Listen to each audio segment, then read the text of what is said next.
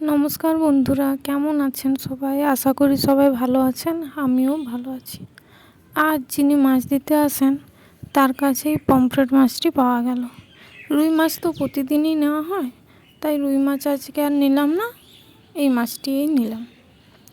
তো আজকে অনেক দিন বৃষ্টি হয়নি জানেন, আজকে যাই হোক একটু মেঘলা মেঘলা ওয়েদার করা আছে। প্রথমে ভাবলাম দুপুরে করব রান্নাটি, কিন্তু দুপুরে আর শরীর সায় দিল না, তাই বিকেলে জলখাবারের জন্যই করব ভাবছি। তাই ভাত খাওয়ার পর এটা জানেন তো, সহজ পদ্ধতি একটি রেসিপি আছে, খুবই সহজ, আর ঘরের যে সমস্ত জিনিস থাকে সেগুলো দিয়েই হয়। এই যে একটু আদা রসুন বাটা, তারপর লঙ্কা হলুদ নুন আর জিরে বাটা কিংবা গোটা থাকলে ওটাকেও বেটে আপনারা করতে পারেন। আমার যেমন গোটা জিরে ছিল, মিক্সচার গ্রাইন্ডারে বেটে তেল দিয়ে একসাথে মিক্সড করে দিলাম। গোলমরিচ থাকলে একটু ভালো হতো, কিন্তু আমাদের গোলমরিচ একদম শেষ হয়ে গেছে দেখলাম, তাই গোলমরিচ যেহেতু নেই তাহলে গোলমরিচটা তাহলে আর দিলাম না।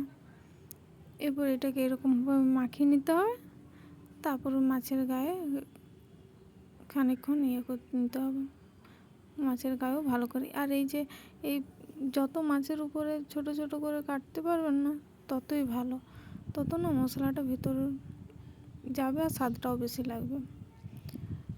আমি দুটো কেটেছি, আপনারা চাইলে আরও বেশিও মাঝে মাঝে কেটে নিতে পারেন, খুব না, হালকা করে যেমন মাঝে মাঝে কাটা হয় সেরকম। যাই হোক, আমি একটু ম্যারিনেট করা হয়ে গেল আমার।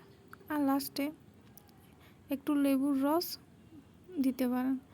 বাড়িতে লেবু ছিল না, ভিনিগারই ছিল, তাহলে ভিনিগারটাই একটু অ্যাড করে দিলাম। তারপর যাই হোক, 1-1.5 ঘন্টার মতো রেখে দিলে ম্যারিনেট কমপ্লিট হবে। আমার ভাইয়ের আবার এই জাতীয় জিনিস একটু বেশি পছন্দ করে, রেস্টুরেন্ট টাইপ খাবার দাবার হবে ওইসবে ওর একটু ভালো লাগে বেশি। আমার অতটা বাইরের খাবার পছন্দ হয় না, মানে বাইরের খাবার যদি মাঝে সাঝে হলো তবেই ভালো লাগে। এরপর বাড়িতে হলে সেটা আমার একটু বেশি ভালো লাগে, যে বাইরের জিনিস আমার ঠিক অতটাও খেতে ইচ্ছা করে না। কিন্তু আমার ভাইয়ের ঠিক আমার উল্টো, ওর বাইরের জিনিসই বেশি পছন্দ, বা ঘরের জিনিস একদম পছন্দ না। এরপর এটার সাথে আমি অ্যাড করে নিলাম সুজি আর বেসন। তিনটে যেহেতু মাছ, সেহেতু 1/2 কাপ সুজি আর 1/2 কাপ বেসন নিয়ে নিলে ভালো করে কোটিং করতে হবে।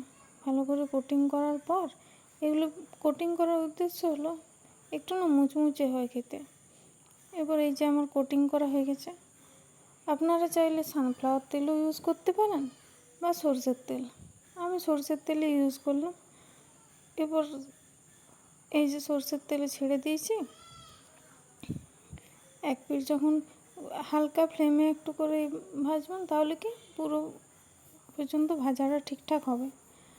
ভাজাটা হলো, এক সাইড আমার ভাজা হয়ে গেছে, আর এক সাইড আমি ভেজে নিচ্ছি। কিন্তু একটা জিনিস আমি লক্ষ্য করলাম জানেন, কতটা দেখুন তেল দিয়েছিলাম, কতটা পরিমাণ তেল টানলো। যাক, আমার রেডি হয়ে গেছে। এবারে একটু এই যে ডেকোরেশন করে নিলাম, একটু লাল এবার সস দিয়ে, এবার খেতে পারেন। আজ তাহলে এই পর্যন্তই থাক, দেখা হবে পরে একটি কোনো ব্লগ নিয়ে। ততক্ষণ আমার চ্যানেলটি ভালো লাগলে লাইক কমেন্ট শেয়ার ও সাবস্ক্রাইব করে দেবেন।